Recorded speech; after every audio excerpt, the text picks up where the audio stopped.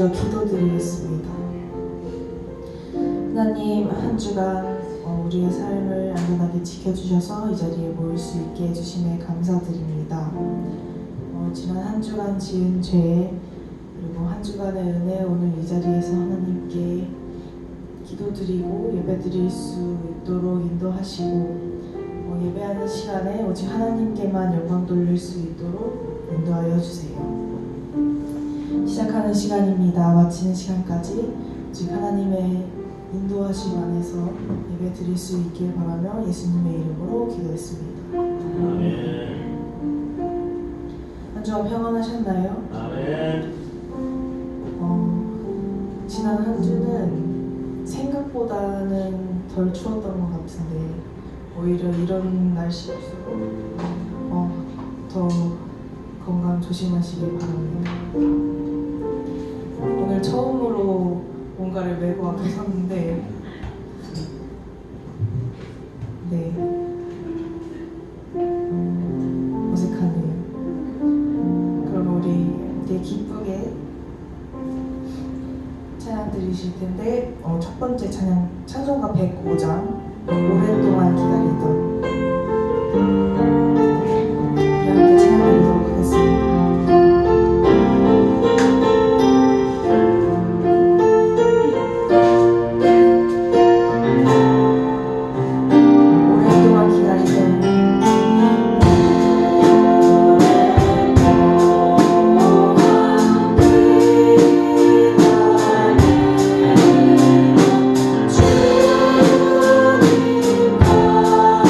주님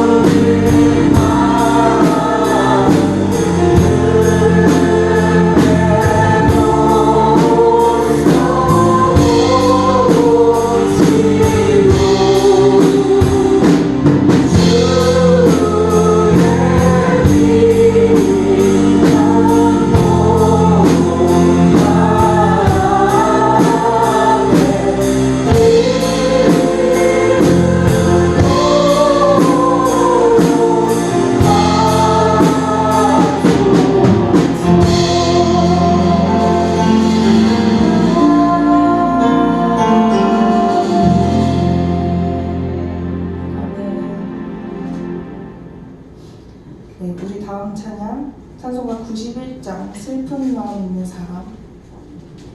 우리 세상의 소망 되시고 천국의 기쁨 되시는 우리 주님의 이름을 큰 소리로 함께 찬양드리도록 하겠습니다.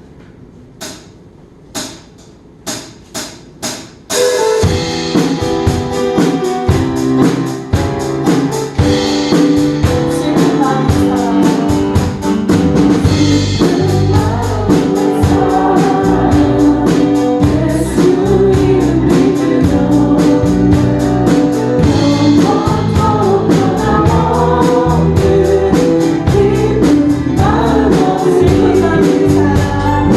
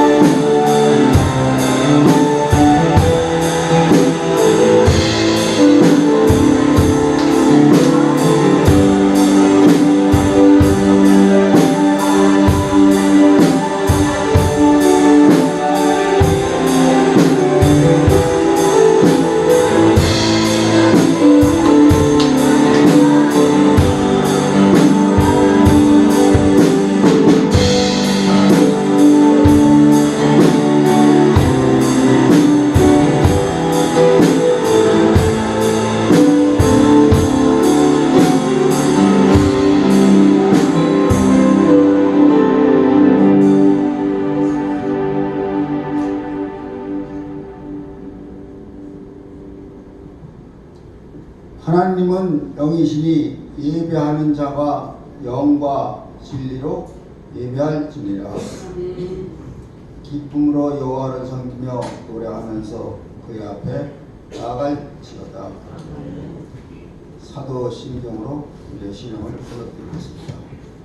전능하사 천지를 만드신 하나님 아버지를 내가 믿사오며 그 외아들 우리 주 예수 그리스도를 믿사오니 이는 성령으로 잉태하사 동정녀 마리아에게 나시고 본디오 빌라도에게 고난을 받으사 십자가에 못 박혀 죽으시고 장사한 지 사흘 만에 죽은 자 가운데서 다시 살아나시니 하늘에 오르사 전능하신 하나님 우편에 앉아 계시다가 저희로서 사한 자와 죽은 자를 심판하러 오시리라.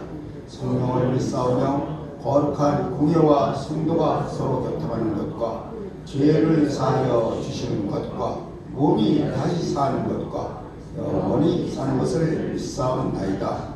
아멘. 찬송가 121절 하시겠습니다.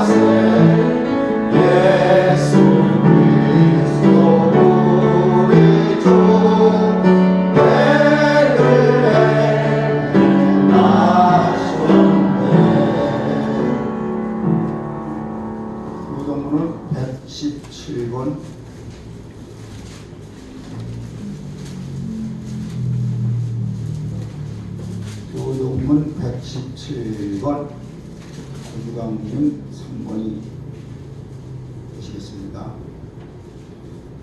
광야와 메마른 땅이 기뻐하며 사막이 백합화 같이 피어 즐거워하며 무성하게 피어 기쁜 노래로 즐거워하며 레바논의 영광과 갈멜과 사ron의 아름다움을 얻을 것이다.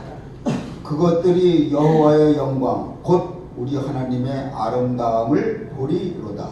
너희는 악한 손을 강하게 하며 걸리는 돌을 굳게 하며 겁내는 자들에게 이르기를 굳세어라. 두려워하지 말라. 보라, 너의 하나님이 오사. 오복하시며 갚아주실 것이라. 하나님이 오사 너희를 구하시리라 하라. 그때의 맹인의 눈이 밝을 것이며 못 듣는 사람의 귀가 열릴 것이며 그때 저는 자는 사슴같이 될 것이며 말 못하는 자의 혀는 노래하리니 이는 광야에서 물이 솟겠고 사막에서 시내가 흐를 것임이라. 뜨거운 사막이 변하여 못이 될 것이며 메마른 땅이 변하여 원천이 될 것이며 승냥이에 눕던 곳이 풀과 갈대와 부들이 날 것이며 거기에 대로가 있어 그들을 거룩한 길이라 일컫는 바 되리니 깨끗하지 못한 자는 지나가지 못하겠고 오직 구속함을 입은 자들을 위하여 있게 될 것이라. 아멘. 찬송가 94장 보시겠습니다.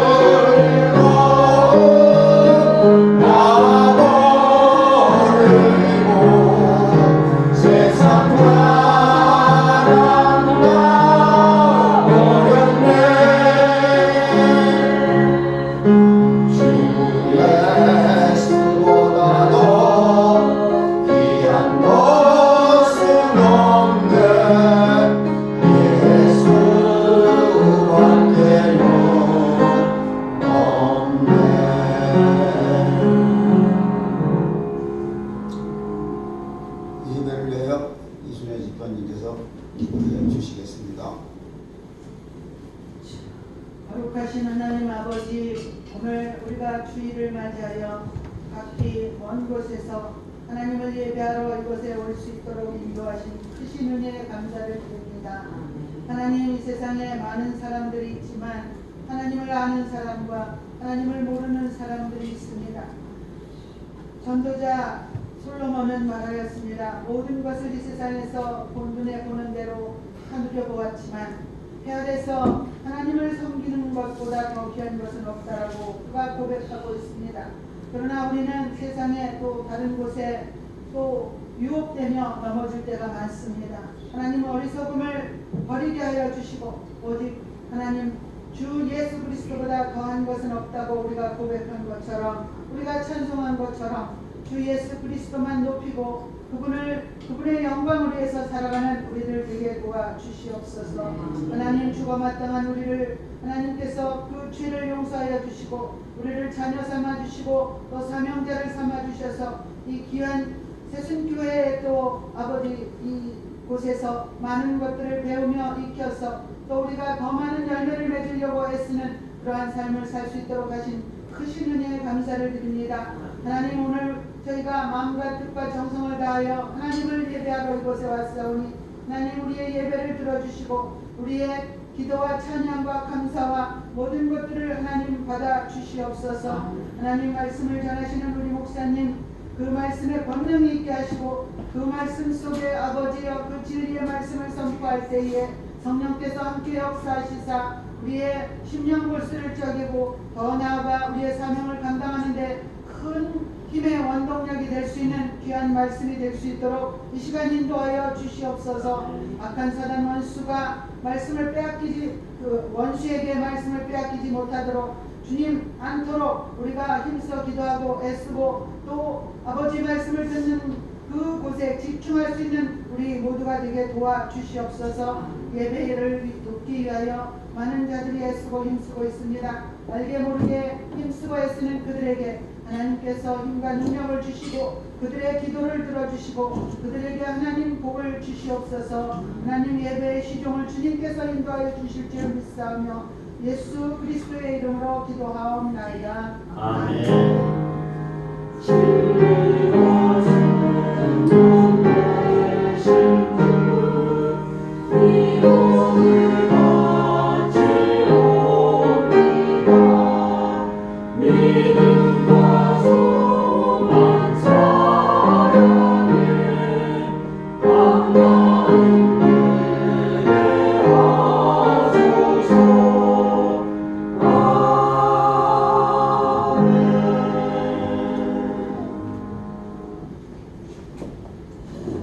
성경 말씀은 누가복음 22장 24절로부터 38절이 되겠습니다.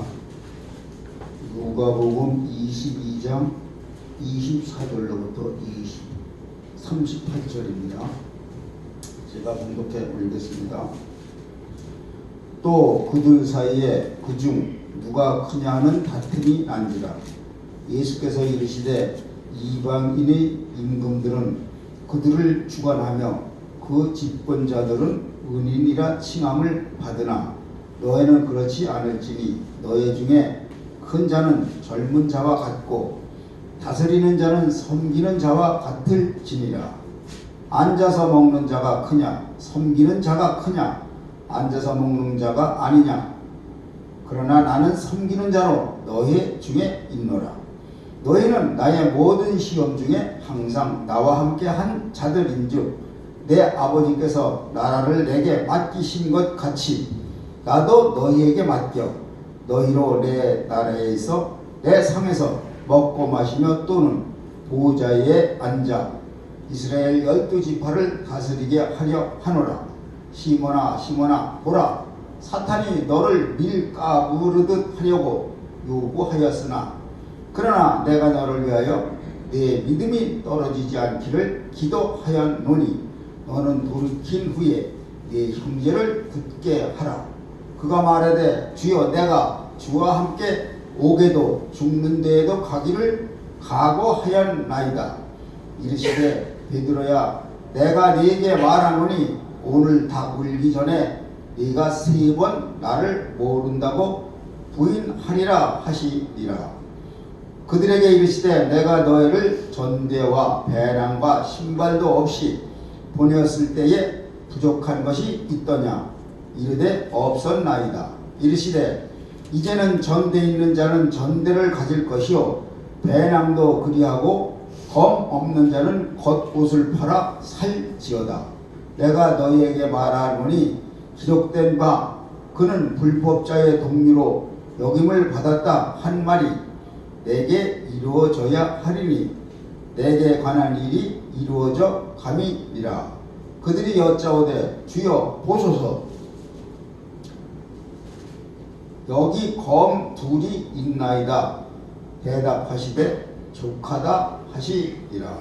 아멘. 시원 찬양대 찬양이 있겠습니다. 찬양 후에 무엇이 중요한가라는 목사님의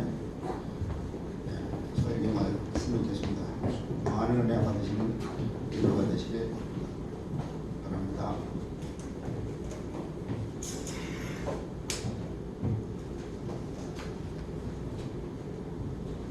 이 시간 드릴 찬양은 시편 49편 1절에서 8절까지 말씀입니다.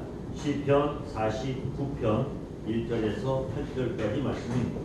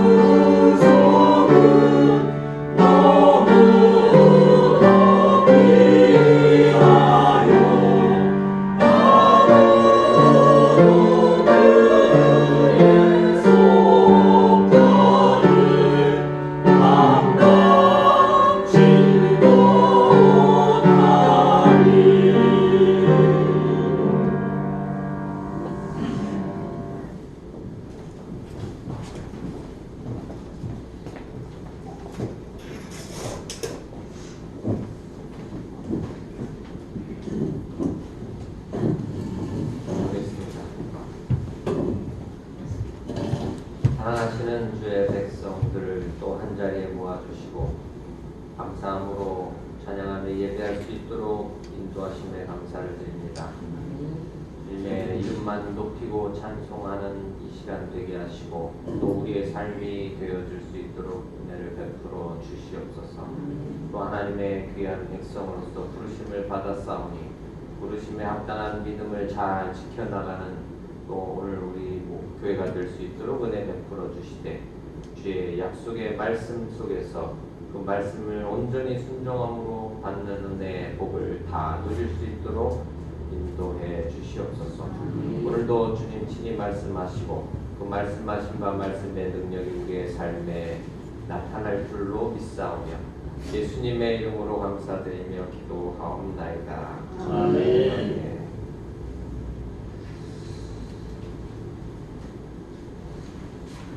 누가복음 22장 본문 24절부터 38절 속에서 예수님이 오늘 우리에게 가르쳐 주신 아주 중요한 교훈에 대해서 좀 살펴보려고 합니다. 지난주 이제 마지막 6월절 때 예수님이 제자들과 이제 최후의 만찬의 자리를 가지셨죠. 마지막 6월절 만찬을 제자들과 간절히 예수님이 잡수시기를 원하셔서 그렇게 준비하라 하셨고 말씀대로 준비된 그 6월절에서 이제 예수님이 뭘 하셨어요? 마지막 6월절의 만찬이 뭐로 바뀌어요? 새 언약의 주의 만찬으로 바뀌어지죠. 6월절의 만찬과 주의 만찬의 차이가 있다고 했어요. 자, 이제 새 언약을 주셨어요. 새 언약을 제자들에게 주시기 위해서 그렇게 주님이 간절하게 제자들과 함께 그 만찬 자리를 갖기를 원하셨다 하셨어요.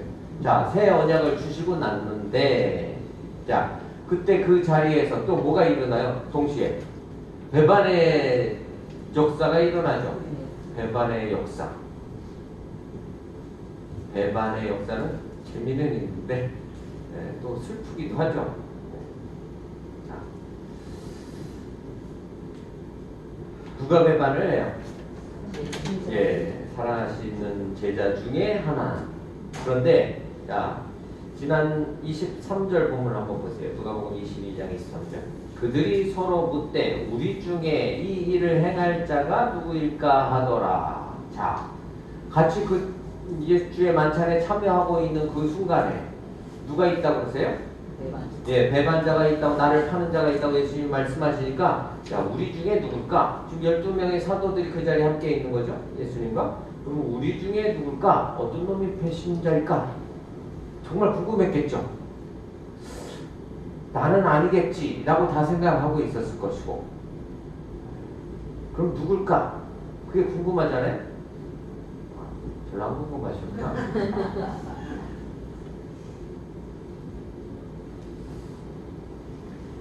자, 지난주에 이어서 이제 24절 이어지니까 지난주 마지막 그 사건을 본 거예요. 왜냐하면 그 같은 자리에서 예수님이 지금 최후의 예수님의 가르침이에요. 십자가를 지시기 전에 마지막 가르침이라고요. 어떻게 보면 유언처럼 당부하시는 가르침이기도 하죠. 참 중요해요. 유언이 중요하다고 그랬죠. 그래서 어떤 유언을 인생 살면서 마지막으로 내가 사랑하는 남기고 간 가족들에게 어떤 유언을 남기느냐, 꼭 길어야 될 필요는 없죠. 짧지만 아주 중요한 유언을 뭘 남길지 언제 준비해야 돼요? 정신 온전하실 때, 살아서 건강할 때 준비해 놔야 되는 거예요. 나는 마지막으로 이 말을 딱 남기고 가야 되겠다. 뭘 남기고 가실래요? 네? 정말 중요한 거 한 가지, 내 평생 지금까지 죽기 전까지, 숨 꼴딱하기 전까지 살면서 깨달은 거, 이 말은 꼭 남기고 가야 되겠다. 내 사랑하는 가족들에게, 자식에게. 자, 예수님이 지금 마지막으로 이제 제자들과 마지막 최후의, 진짜 최후의 만찬이에요. 마지막 만찬의 자리에서 지금 누굴까 그러고 있는데, 그리고 또 오늘 본문의 시작은 뭐예요? 어떤 놈이 배신자일까 그러다가 야, 누가 제일 큰 자일까? 누가 제일 큰 자가 될까? 참, 이러기도 쉽지 않은데 몰랐겠죠? 이날 이 만찬이 최후의 만찬인지 그렇게 생각을 전혀 안 하고 있는 거라고요. 오늘이 우리의 마지막 날일 거라는 생각은 전혀 안 하시고 사시죠? 내일이 당연히 올 것이고 내년이 당연히 있을 것이고 그렇게 사시죠? 이 제자들처럼. 자, 그러니 그 사이 지금 그 상황 속에서 그들 사이에서 그 중에 누가 크냐 하는도다. 아니 어떤 놈 배신자가 그러다가 이제 갑자기 누가 크냐? 무엇이 중요한가? 그래서 예수님이 이 제자들의 다툼 속에서 지금 무엇이 중요한지를 가르쳐 주시는 거예요. 마지막 유언처럼 당부하시는 가르침. 오늘 본문 안에 4가지가 있어요. 자, 그 중에 첫 번째, 누가 크냐 하는 그 물음을 자기들끼리 이제 서로 따지고 있는데 25절 보세요. 예수께서 이르시되, 예수님이 답을 주시죠. 저 같았으면 야 지금 상황인데 그걸 지금 말이라고 떠들고 있냐 이걸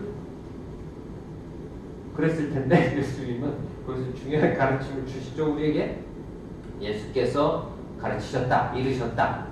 뭘 가르치셨는지 그 내용이 중요하겠죠. 이방인의 임금들은 그들을 주관하며 그 집권자들은 은인이라 칭함을 받으나 이방인의 임금, 내 대표자는 누굴까요? 그때 당시에 세상을 다스리던 제일 대표적인 이방인의 임금 로마 황제겠죠. 로마의 황제. 왜 제자들이 누가 크냐? 큰 자는 어떤 자냐? 제자들 나름대로는 누가 높은 자냐, 큰 자냐라는 기준이 있으니까 지금 여기서 그거 가지고 서로 따져 묻는 거죠. 어떤 놈이 배신자냐? 근데 이제 그거는 이제 자기는 아닌 것 같아요. 그런데 중요한 건 이제 뭐예요? 우리 중에 누가 클까? 이게 이제 더 관심사인 거죠. 우리도 마찬가지겠죠. 지금도 마찬가지예요. 누가 크냐? 누가 높으냐? 세상의 왕은요. 그때 당시에 로마의 황제, 로마 황제가 로마의 번영과 평화를 준 인물이에요. 로마의 황제가. 그래서 오늘 여기 지금 그 이야기를 하시는 거예요. 그래서 집권자들은 그 로마의 황제를 뭐라고 말하는 거예요? 은인이라고 그러는 거예요. 은혜를 베풀어 준 사람, 은인. 왜요? 평화와 번영을 준 사람이니까. 왕이, 우리의 왕이, 임금이, 로마의 황제가 이 땅에 평화와 번영을 가져다 준 사람이니까 그를 은인이라고 말한다고. 그런데 거기에는 뭐가 있을까요? 로마의 평화에는 노예들의 수많은 노예의 희생과 노동이 있었죠. 계속 있어야 되는 거고 있었고 계속 있어야 돼요. 그러면 수많은 사람들의 희생과 노동은 계속 있어야 되는 거예요. 거기에 그 주인이라고 하는 로마 시민들만 누리고 평안과 번영을 누리면서 살아가는 거라고요. 그런데 그때나 지금이나 다를까요? 별로 다르지 않을까요? 그때나 지금이나도 별로 많이 다르지 않아요.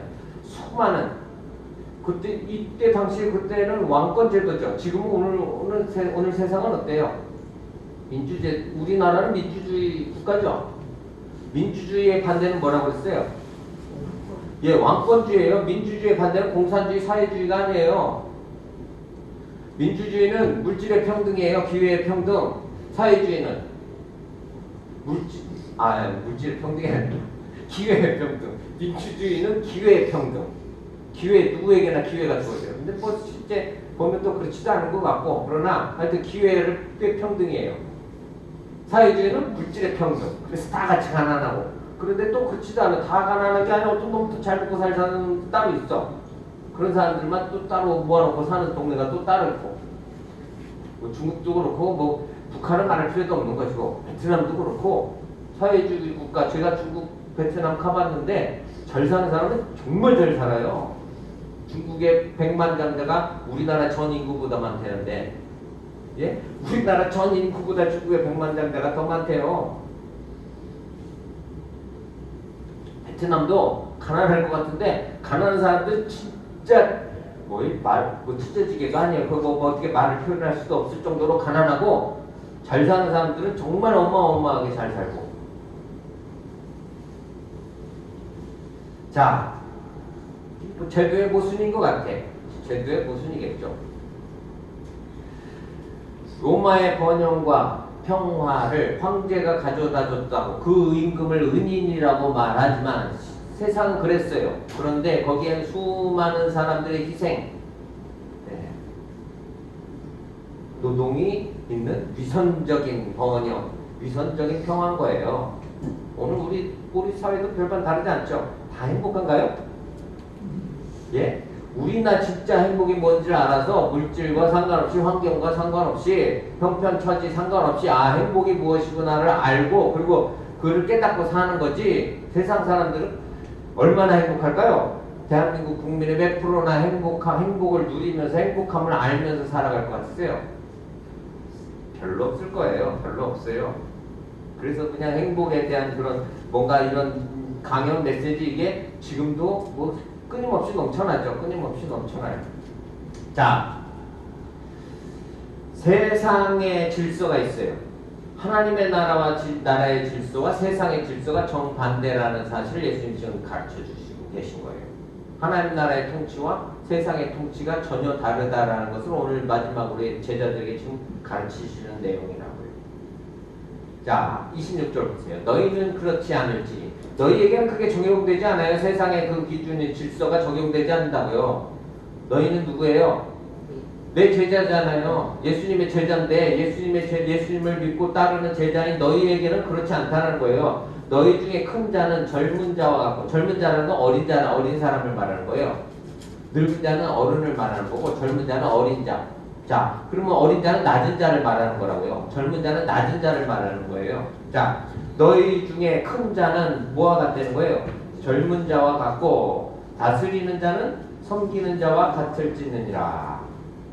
자, 너희 중에 큰 자는 어린 자, 젊은 자, 낮은 자와 같은 것이에요. 그리고 다스리는 자는 높은 자가 다스리는데 다스리는 자는 누가요? 섬기는 자가 다스리는 자라는 거예요. 거꾸로예요. 로마 황제가 만들어 놓은 그 기준에서는 섬김을 받는 자가 높은 자죠. 대우를 받는 자가 노예가 희생하고 헌신하고 섬김을 받는 주인은 높은 자고. 그런데 지금 너희에게는 그렇지 않다는 게 거꾸로 반대라고 지금 말씀하시는 거예요. 그리고 계속 그러해야 된다는 거예요. 오늘 지금 여기 성경에는 섬기는 자와 같을지니라 라고 말씀하신 같을지니라는 계속해서 그러해야 된다라고 말씀하시는 거라고요. 2000년이 지금 뭐 민주주의냐 사회주의냐 왕권주의냐 나라하고 상관없이 계속 하나님의 나라 질서는 뭐예요? 지금도 계속 뭐가요? 섬기는 자가 뭐예요? 다스리는 자는 섬기는 자 같아야 된다는 거예요. 섬기는 자가 큰 자고 높은 자라는 거예요. 27절 앉아서 먹는 자가 크냐 섬기는 자가 크냐? 앉아서 먹는 자가 아니냐? 그러나 나는 섬기는 자로 너희 중에 있노라. 세상은 앉아서 먹는 자, 대우를 받는 자가 크고 높은 자라고 하지만 나는 뭐라고 했어요? 나는 섬기는 자 중에 있대요. 자, 오늘 이 최후의 만찬의 자리에서 요한복음 13장에만 있는 사건이 있어요. 요한복음 13장 최후의 만찬의 자리에서 예수님이 제자들에게 뭘 해주시냐면 발을 씻어주세요. 어디를 씻어주세요? 발을 씻어주세요. 누구 발 씻어주신 보신 적 있으세요? 예? 뭐 손주나 손녀나 뭐 아니면 뭐 저기 가족이라도 부부라도 뭐 진짜 병들어서 누워 계실 때나 꼼짝 못할 때는 그럴 때나 뭐 이렇게 씻어줄 일이 살면서 누구 남의 발 씻어줄 일이 거의 없죠. 거의 없으실 거예요. 신학교 처음 입학을 했는데 오리엔테이션을 저기 어디 기도원 가서 이제 오리엔테이션을 하는 거예요. 자, 그런데 저희 그 백석 신학교에 전통이 있어요. 전통. 신입생 오리엔테이션 때 꼭 하는 전통. 지금은 하는지 모르겠어요. 저희 그때만 해도 그때만 해도 그걸 전통이라고 그러더라고. 아마 전통이니까 지금도 계속 할 것 같아요. 교수님들하고 신학과 교수님들 그리고 또 선배들 이 선배들이 신입생들의 발을 씻어준 세족식을 하는 거예요. 예수님이 제자들과 이 최후의 만찬 때 했던 그거를 이제 따라하는 거지 뭐. 이 신입생들의 발을 씻어줘요. 저는 지금도 그때 기억이 생생해요.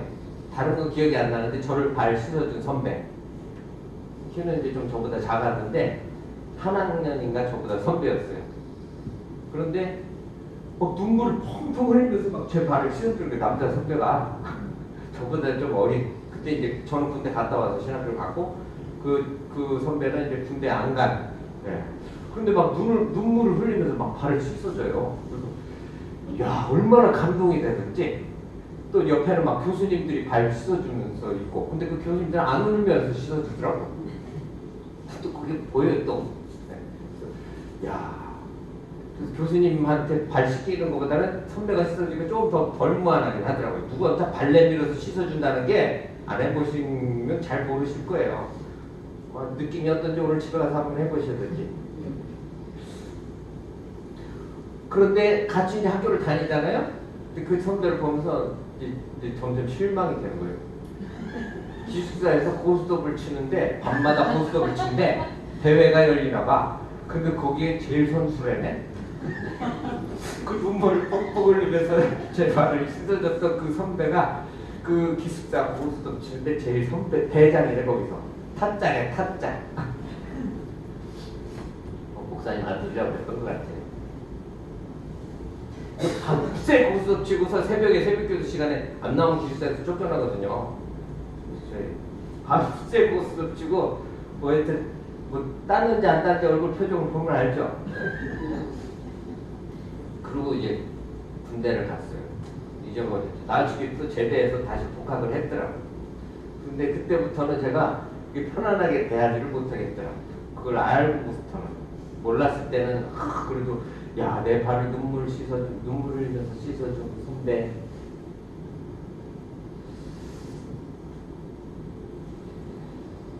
씻어주는 게 별로 중요한 거 아니더라고요. 누가 내 발 씻어주고 발 닦아주는 거 별로 중요하지 않아요. 네. 그때 닦아줄 땐 진심이었겠죠?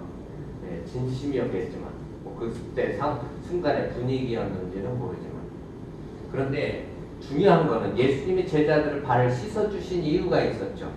발을 왜 씻어주세요? 베드로가 말리죠. 제 발을 어떻게 예수님한테 내가 발을 내밉니까? 내 들어온 발을 어떻게 내 선생님한테, 주님께. 그럴 수 없습니다. 왜? 뭐라고 했어요, 예수님이? 안 씻어주면 나와 상관없다는 거예요. 발 씻어줌의 의미가 뭐예요? 상관이 있다는 거예요. 네가 내 제자고 내가 너와 상관이 있다. 우리 예수님은 뭘 위해서 오셨대요? 예, 나는 섬김 받으러 온 게 아니라 나는 섬기러 왔노라. 온 세상의 주인이신 그분이, 세상에 그때 당시에 왕이라고 행세하고 있던 로마의 황제는 섬김을 받는 왕으로의 자리에서 자기가 다스리는 나라의 그 시민들에게 뭐예요? 은인이란 칭호를 받았다고요. 우리 황제는 훌륭해. 우리가 이렇게 잘 대우받고 살게 해주잖아. 저 노예를 잘 부려서. 주님은 그런 우리의 왕이 아니셨죠. 뭐예요? 섬기는 자로서, 나는 섬기는 자로서 너희 중에 있노라고 말씀하세요. 참 중요한 거예요. 그게 오늘 제자인 우리의 삶, 그리스도인이 우리의 삶에, 우리의 정체는 뭐예요? 우리 정체가 뭐냐고요? 당신 정체가 뭐요? 네 정체가 뭐냐? 물으면 내 정체는 뭐라고 그래야 돼요? 섬기는 자라는 게 내 정체예요. 말로만 뭐 발 닦아준다고 이런 게 아니라 발 한 번 닦아주고 막 유세하고 막 그럴 수도 있죠. 예? 그거 필요 없어요. 언제까지요? 계속 정체성이 바뀌어요, 안 바뀌어요? 안 바뀌어요. 한 번이 아니라고요. 한 번 뭐 발 닦아줬다고 되는 게 아니에요. 매일 닦아줘야 돼. 매일 계속 바뀌지 않는다고요. 섬기는 자라는 그 정체성이. 그게 하나님의 나라의 질서예요. 오늘 우리에게 가르쳐 주신. 누가 크냐라고 서로 경쟁하면서 다투고 있는 제자들에게 예수님이 첫 번째 주신 중요한 교훈은, 하나님의 나라의 질서는 뭐예요? 섬기는 자가 뭐한 자예요? 큰 자다라는 거예요. 섬기는 자가 큰 자예요. 그런데 실제로도 그래요. 부모가 자녀를 낳으면 어떻게 해요? 어떻게 섬겨줘요? 발만 닦아줘요? 얼굴도 씻어주고, 머리도 깎아주고, 손도 씻어주고, 눈도 발라, 똥도 닦아주고, 다 섬겨주죠. 다 섬겨줘요. 완전히 섬겨줘요. 왜? 더 큰 자니까요. 더 큰 자니까. 꼭 기억하시기를 바랍니다. 오늘 우리는 누가 큰 자라고요? 우리 큰 자예요. 우리는 큰 자로 부름을 받았다고요. 그러면 큰 자로서 산다는 건 어떻게 사는 거예요? 네, 섬기는 자로서 사는 거죠. 이게 참 쉽진 않지만. 네. 자, 두 번째 28절부터 30절까지 있는 내용 한번 보세요. 너희는 나의 모든 시험 중에 항상 나와 함께한 자들인즉 내 아버지께서 나라를 내게 맡기신 것 같이 나도 너희에게 맡길 것이다. 자, 세상 나라와 하나님 나라의 질서가 뭐가 다른지에 대해서 두 번째 예수님이 가르쳐 주시는 것. 누가 다스리는 자가 될 것이냐? 다스리는 자가 섬기는 자인데, 섬기는 자가 큰 자인데, 그러면 누가 다스릴 것이냐? 너희가 다스릴 것이라는 거예요. 무슨 나라에서요? 하나님이 예수님에게 맡기신 그 나라. 예수님이 그 나라를 누구에게도 맡기신대요? 제자들에게도 맡기신대요. 자, 30절. 너희로 내 나라에 있어 내 상에서 먹고 마시며 또는 보좌에 앉아 이스라엘 12지파를 다스리게 하려 하노라. 제자들은 지금 여기서 누가 큰지 크고 싶은 거예요. 그런데 예수님 지금 말씀 뭐예요? 누가 다스릴 것이냐? 너희가 다스릴 거예요. 너희가 다스리게 될 거야. 내 나라를, 하나님이 나에게 맡기신 이 나라, 하나님의 나라를 너희가 다스릴 거야. 언제?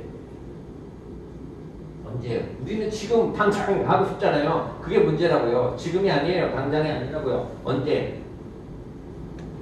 최후의 종말의 날에.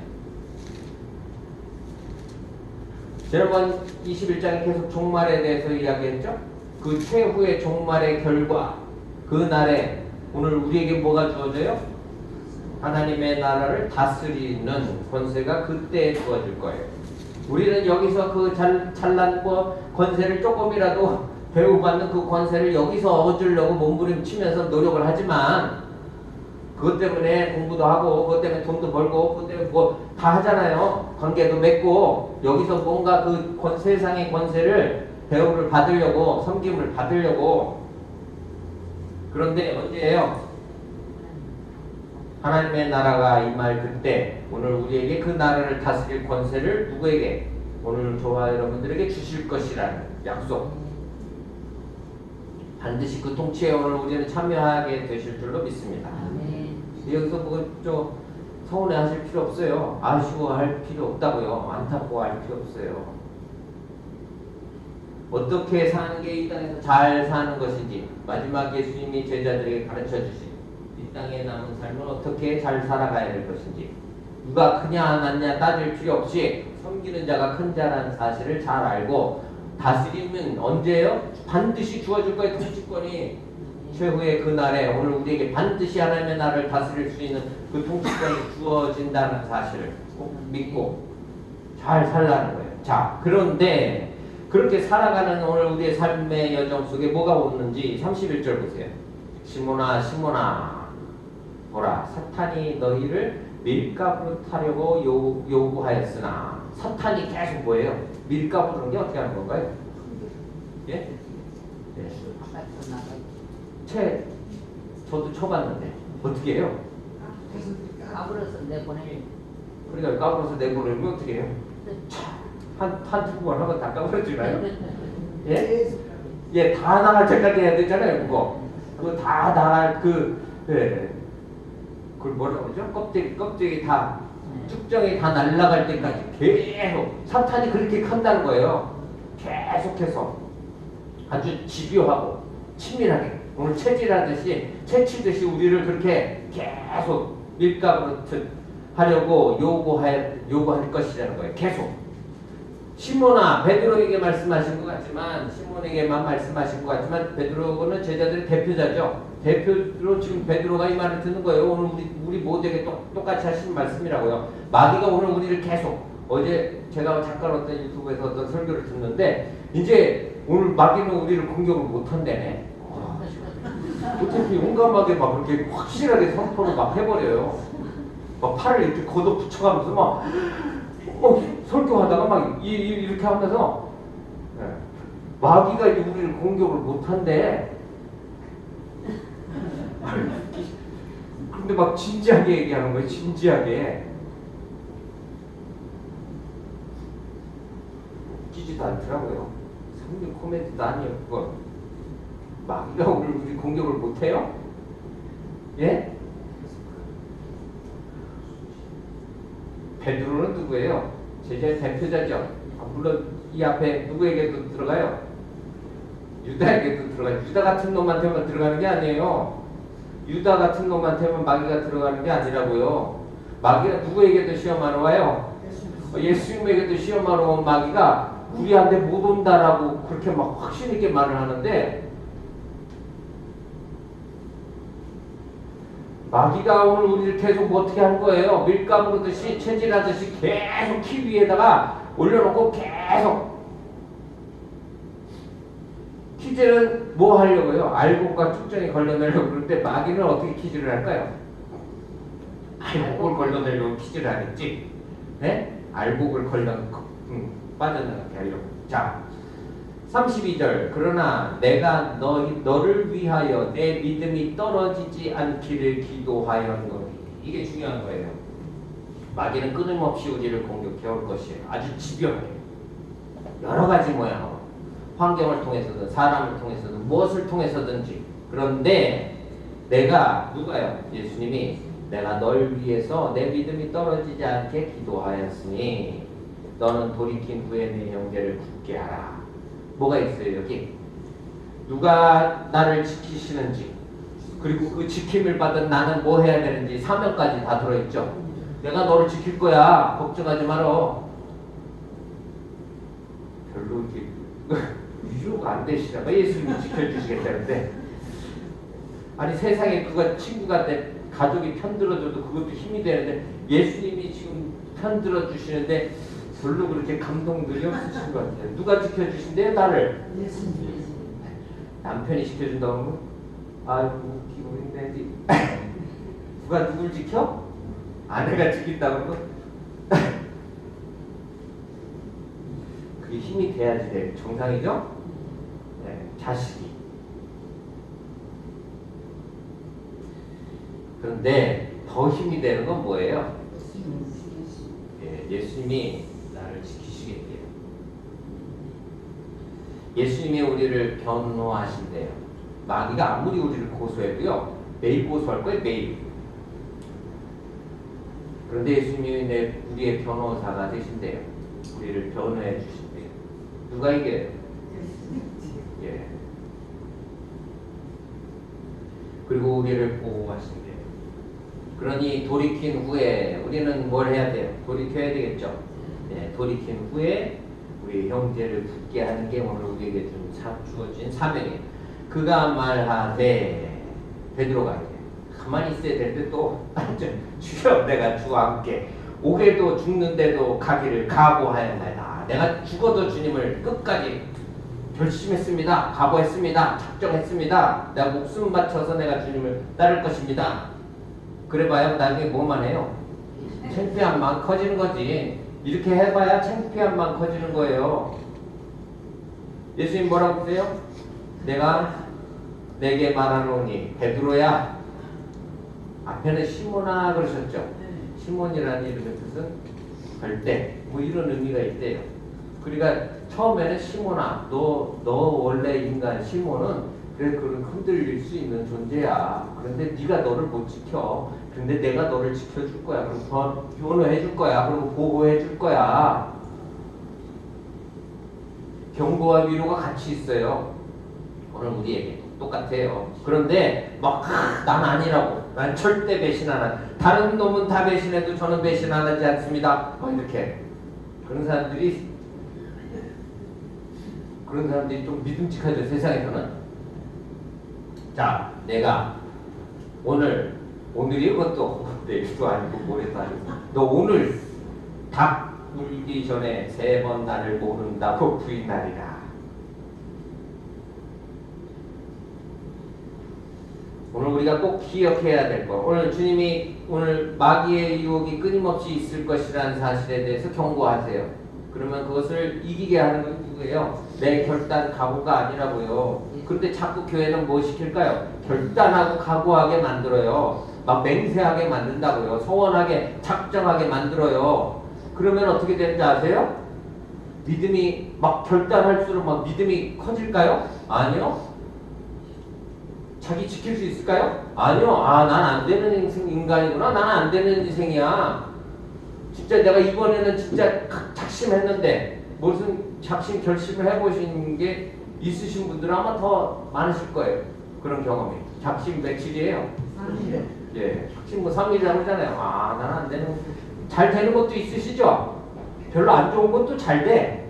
그건 고집이의 작심이 아니라 그 뭐 타고난 성품도 있고, 그건 잘 되는 것도 있어요. 한다면 한다, 간다고 간다, 죽어도 간다, 막 이렇게 망해도 간다. 이렇게 뭐 잘 되는 것도 있지만 그런 것들 중에는 별로 다른 사람에게 유익하게 하고 별 좋은 건 없어요.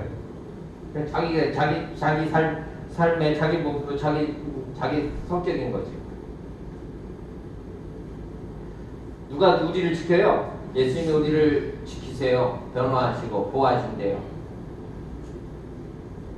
믿으시고 그것이 오늘 우리의 위로와 소망이 되는 줄 믿습니다. 실패의 순간이 찾아와도요, 결코 우리는 혼자가 아니라 사실. 네, 변호자가 되세요. 누구예요? 네, 예수님. 네, 보호자가 계세요. 예수님이시라는 사실. 그게 오늘 우리의 인생 사는 동안에 제일 큰 위로인 줄로 꼭 믿으시기를 바랍니다. 제가 10년 가까이 요양원에 있어 보면서 진짜 비참함. 근데 그게 누구만 그런 게 아니라 다 그런 거더라고요. 다 그런 거예요. 다. 처음에는 그게 힘들었는데 요즘 제가 요 근래에 깨달은 것 같아요. 나는 끝까지 나 혼자라도 잘 살다 잘 가야 되겠다. 기대할 것도 없고 바랄 것도 없고 뭐 서운해할 이유도 없고 그렇죠. 네.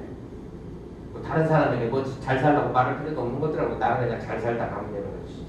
주님이 기뻐하시는 대로 주님의 뜻대로 잘 살다 가면 되는 것이지 저 사람들은 왜 저래? 그럴 필요도 없는 거였더라고요. 그냥 늘 답답해봤는데 뭐가 잘 사는 거에 대한 기준도 사실 잘 몰랐었고. 그럼 오늘 예수님 가르쳐 주시잖아요. 자, 마지막 네 번째 보세요. 35절. 35절부터 38절. 이게 참 아마 해석하기 힘든 부분이기도 하고 그런데 주님이 제가 이 본문을 계속 읽으면서 계속 고민했어요. 이 의미가 뭘까요? 주석도 없어요. 이런 건 다 저마다 다 틀리고 왜 여기서는 이렇게 말씀하시고 여기서는 또 이렇게 말씀하시지? 뭐 자기들 나름대로 주석을 해놨는데 그게 답이 별로 이렇게 마음이 시원하진 않았는데 오늘 계속 이 말씀을 읽고 읽다 보니까 주님이 답을 주시더라고요. 참 주님이에요. 어디서 듣도 보도 못하셨을 거예요. 저는 듣도 보도 못했었으니까 지금까지. 35절 보세요. 그들에게 이르시되 내가 너희를 전대와 배낭과 신발도 없이 보내었을 때 부족한 것이 있더냐? 이르되 없었나이다. 예수님이 제자들을 뭐했던 때가 있으시대요. 뭐 없이요? 전대, 배낭, 신발 없이 보냈던 때가 언제예요? 이 앞에 누가복음 10장 보세요. 같은 누가복음 10장. 10장 4절.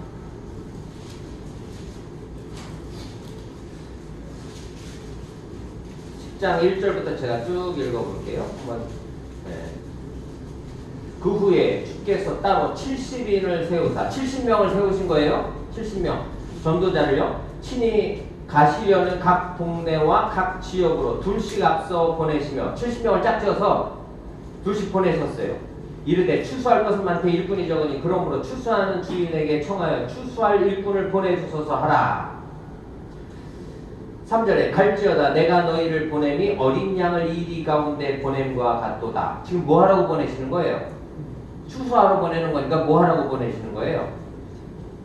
전도하는 거죠. 복음 전하는 거죠. 추수할 때가 됐어요. 자, 4절. 그렇게 보내실 때 전대나 배낭이나 신발을 가지지 말며 길에서 아무에게도 무난하지 말며. 자, 전도하러 보내는데 뭘 가지지 말라고 그러셨어요? 전대, 배낭, 신발. 이게 뭘까요? 전대, 배나 신발. 그게 오늘 읽은 본문, 오늘 누가복음 22장에 또 나오죠. 여기서 가지라고 써요. 여기서 갖지 말라고. 그러다 보니까 사람들이 해석을 어떻게 해야 될지 헷갈려하는 문제가 생겨지는 거예요. 자, 그런데 오늘 여기 보면은 여기는 뭐하러 보내신 거예요? 너희를 이리에게 보내는 것 같아요. 양을 이리에게 보낸 같이 뭐하러 보내는 건데요? 예, 전도하러, 복음 전하러 아주 출소할 시기니까 지금 이 사명을, 복음을 전하는 사명을 감당해야 될 시기에 또 서로 뭐도 하지 말래요? 문안도 하지 말래요? 어디 가서 머뭇할 때가 아닌 거예요. 지금 급하게 그 복음을 전해야 될 때인 거예요. 그때는 뭐가 필요 없어요. 전대 필요 없어요. 신발도, 두벌옷도, 배낭도 필요 없죠. 빨리 가서 지금 들어가서 지금 빨리 추수해야 되는 거니까. 자, 그런데 오늘 이제 다시 돌아와 보세요. 누가복음 22장으로. 그때 부족한 것이 있었더냐? 물으세요. 있었어요? 없었어요? 예, 없었습니다. 그냥 복음을 전하는 데에는 부족한 게 없죠. 예, 배낭도 필요 없어요. 신발도 필요 없고, 두벌옷도 필요 없고. 예. 그런데 36절 이르시되 이제는 전대 입는 자는 가질 것이요 배낭도 그리하고 검 없는 자는 겉옷을 팔아서 살지어다. 검도 사래. 전대, 배낭, 검도 옷 팔아서라도 검을 사라는 거예요. 지금 예수님이 마지막으로 제자들에게 당부하는 유언의 말씀이라고, 가르치심의 내용이라고요. 이제 제자들은 남겨질 거죠? 이 세상에 남겨질 것이에요. 자, 누가 하나님 나라에서 큰지에 대해서도 가르쳐 주셨어요. 그 다음에 다스리게, 너희가 반드시 내 나라에서 다스리게 될 것에 대해서도 가르쳐 주셨어요. 그 다음에 사탄이 끊임없이 공격해 올 것이고 내가 반드시 너희를 변호할 것이고 보호해 줄 것이다 라는 것도 말씀해 주셨죠. 자, 그런데 뭐가 남았어요 이제 제자들에게? 자기들의 삶을 자기들이 살아나가야 될 시간들이 남아있는 거죠. 삶을 살아야 될 시간은 여전히 남아있다고요. 자, 그런데 그 삶을 어떻게 살라고 어떻게 살아야 되는지에 대해서 가르쳐 주시는 거예요. 지금 저나 여러분이 오늘부터 이전에 지나간 건 뭐 다 필요 없고 잘 살고 네. 이제 어떻게 살아야 되는지에 대해서 가르쳐 주시는 거라고요. 어떻게 살아야 되는지, 어떻게 살아야 돼요? 전대 있는 자 가지래요. 전대 있으세요? 전대는 안 가지면 안 돼요. 카드만 갖고 가래요. 카드가 전대예요. 배낭은 뭐예요? 배낭이 뭐예요? 배낭은 검은 왜? 자, 캠핑도 안 가보셨구나. 한 번도 사시면서 텐트 치고 어디 가서 저기 지내보신 적이 없으시죠? 네. 나그네로 살라는 거예요. 너희 지금 주어진 삶을 나그네로 살라고 말씀하시는 거예요. 나그네 인생을 살아가는데 필수품이 있어요.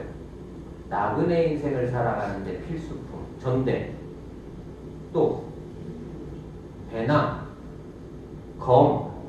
나그네의 삶을 살아가는데 반드시 필요한 필수품이라고요. 그런데 그것을 급박하게 지금 복음 전하러 가는데 그거 없어도 돼요. 왜냐하면 주님의 말씀 의지해서 그냥 나가서 빨리 전도하면 되는 것이니까. 그런데 이제 예수님이 승천하실 거죠? 그리고 혼자 남아서 오늘 우리의 주어진 삶을 살아갈 때 어떻게 살아가야 되는지 삶의 방식에 대해서 가르쳐 주시는 거라고요. 어디 벽 콘크리트로 집 져놓고 거기다 금고 두고 살라고 그러시는 게 아니라는 거예요. 이해가 가세요? 왜 이스라엘 백성들이 출애굽하고 이스라엘 땅에, 가나안 땅에 정착해서 벽돌 집 지어놓고 살면서도 왜 밖에 나와서 장막절마다 텐트를 치고 살았을까요? 왜 그 절기를 반드시 지켜야 되는 거예요? 텐트 치고 살면서. 예, 나그네 인생을 살아가야 된다는 걸 계속 기억하는 거예요. 콘크리트 벽에 살아도, 오늘 저희 사는 집이 콘크리트 벽이든 나무 벽이든 뭐 황토 벽이든 거기 살지만 뭘 늘 기억해야 되는 거예요. 계속. 예, 내 인생이 나그네 인생이라는 것을 꼭 기억해야 된다고요. 어디 금고를 믿고 사는 게 아니라고요. 어디 은행에 넣으면 내 집에 어디 안전하게 내는 안전 금고를 믿고 의지하고 사는 게 아니라고요. 그런데 필요한 거예요. 반드시 삶의 생활 꼭 필요한 필수품을 말하는 거라고요. 배낭 그 속에 잠잘 침낭도 들어가고 펜스도 들어가고 반드시 필요한 거예요. 나그네 인생을 살아가는데. 근데 모두 필요해요. 검도 필요해요. 그러니까 어디 캠핑을 안 가신 분은 검이 왜 필요한지 잘 모르시는 거예요. 나그네 인생을 안 살아본 사람은 검이 왜 필요한지 잘 모른다고요. 그거 가지고 칼싸움하라고 검을 지금 가지라고 그러신 게 아니죠. 반드시 필요한 필수품이라고요. 요리 하나 해먹으려면 칼 안 쓰시는 분 계세요? 예? 그런데 제 사는 제자들은 또 잘못 알아들어. 그 뒤에 가면 어떻게 이렇게 찰떡같이 말씀하시는데 개떡같이 알아듣는지 모르겠어요. 그런데 한국의 교인들도 다 그래요. 주님이 이 말씀을 꿀떡같이 찰떡같이 말씀해 주시는데 다 개떡같이 알아듣고 앉아있어. 그럼 또 누가 그러지? 개떡도 맛있더라고.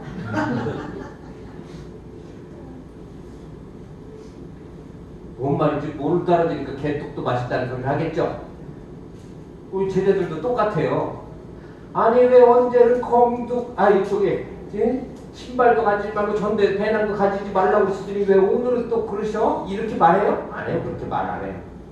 뭐라고 그 뒤에 보세요. 내가 너에게 말하는 기록된 바 그는 불법자의 동료로 여김을 받았다 한 말이 내게 이루어져야 하리니 내게 관한 이 일이 이루어져 감이니라. 다 뭐가 이루어지는 거예요? 이사야 53장에 있는 예언의 말씀이 불법자의 친구, 죄인들의 친구, 죄인의 삶, 죄인들의 대표자, 죄인의 구원자 예수님이 38절 그들이 여짜오되 제자들이여 주여 보소서 여기 검 둘이 있나이다. 예수님 여기 칼 2개 있습니다. 제자들 12명인데 칼 2자루 있어. 그런데 우리 칼 2자루 있습니다. 그거 가지고 싸우라고 그러는 줄 알아들은 거예요. 예수님 뭐라고 하시는지 보세요. 족하다 하시니 이게 무슨 의미인지 잘 그래? 그럼 충분하다 이렇게 알아듣는 사람들이 있어요. 야 그만 됐다. 네, 못 알아들어요. 그러니까 이제 됐다 이제 그만. 그 칼 가지고 뭐예요? 베드로가? 내 제사장의 종의 귀를 자르죠. 그걸 위해서 칼싸움 하라고 준비하라고 그런 줄 알아듣는 거예요. 그래 여기 2자로 준비되어져 있다라고 지금 말을 하는 거고. 잘 알아들으셨죠? 네. 제자의 삶은 어떻게 살아가는 거라고요? 예, 나그네로 살아가는 거예요.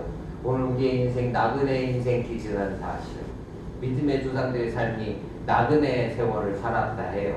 나그네 삶은 땅의 목적을 두지 않고 사는 거예요. 그냥 떠돌이 인생 나그네 삶이 아니라 땅의 목적을 두지 않고 하나님의 나라, 그 나라 가면 거기서 다스리는 거 그때 다 주실 것이라고요. 여기서 다스릴 생각하지 않고 여기에 목적 두지 않고.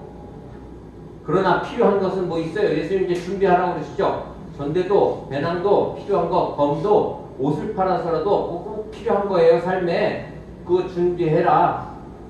저는 준비가 필요 없는 삶을 그냥 다 맡기고 사는 삶, 그게 대책 없는 삶, 그게 믿음의 삶인지 이전까지 그런 줄 알았어요. 어저께까지 그저께까지 그런 줄 알았다고요. 그건 대책 없는 삶이지. 등신 같은 삶. 네? 그 대책 없는 삶이라고요. 계획 없는 게 믿음 좋은 게 아니라 그 대책 없는 삶을 살았더라고요. 이 준비하라는 말씀을 안 보였어요. 안 보였어. 잘 준비하세요. 운명론적 아니죠 우리는? 네. 절대로 되라. 그냥 주님이 오늘 살리실 거면 오늘 살 거가 아니면 죽이실 거면 그냥 오늘 죽을 거고 뭐 그냥 그거는 운명론이에요. 이슬람교는 운명론을 믿어요. 알라신의 뜻, 알라의 뜻. 근데 오늘 우리는 운명론이 아니라고요. 섭리라고요. 하나님이 다 섭리하실 거예요. 모든 걸 다 준비해 놓으세요. 그 준비하실 것에 오늘 우리는 다 거기 뭐 해요? 믿음의 조상들을 다 준비해 놓은 그 자리에서 다 뭐 했어요? 훈련 받았죠? 훈련했어요. 다 그 고난을 통과하면서 일꾼으로서 세움을 받는 거라고요. 쓰임도 받는 것이고 오늘 우리도 꼭 그걸 기억하시길 바랍니다. 나그네 삶이에요. 그러나 여기 땅의 목적 두고 살지 않는 삶. 그렇다고 떠도는 삶이 아니라 반드시 저 천국 하나님의 나라의 목적을 두고 삶이라는 사실. 정말 이 말씀을 꼭 기억하시면서 최후의 만찬 자리에서 최후 제자들에게 당부하신 오늘 이 중요한 가르침, 오늘 본문에 있는 4가지 무엇이 중요한지 꼭 잘 기억하시고 오늘 이 말씀대로 믿고 승리하는 믿음의 삶을 살아가는 오늘 우리 모두가 되시기를 바랍니다. 기도하겠습니다. 사랑하셔서 오늘도 귀한 말씀 속에 오늘 우리의 인생을 주님이 보장해 주신다는 사실을 다시금 깨닫게 하시며 감사를 드립니다. 땅에 살아가지만 하늘의 질서를 가지고 살아갈 수 있도록 또 오늘 이 말씀을 주셨사오니 하나님의 나라 백성으로서 오늘 그 주신 말씀의 계명을 잘 마음에 새기고 지키며 살아갈 수 있도록 위로를 큰 은혜를 베풀어 주시고 또 우리의 유일한 위로자 되시는 예수님 오늘 우리의 유일한 변호자 되시고 또 보호자 되심을 꼭 믿고 승리하는 삶을 살아갈 수 있도록 주님 함께하여 주시옵소서. 또 이 땅에서 오늘 우리가 준비해야 될 것이 있다 하십니다. 저 하늘 천국을 향해서 가는 여정 속에 오늘 우리의 준비해야 될 것 잘 준비해서 하나님의 뜻을 잘 이뤄가는 그런 믿음의 사역자들로 잘 쓰임받을 수 있도록 주님 은혜 주시고 능력 베풀어 주시옵소서. 감사드리며 예수님의 이름으로 기도하옵나이다. 아멘. 찬송가 50장 찬송하겠습니다.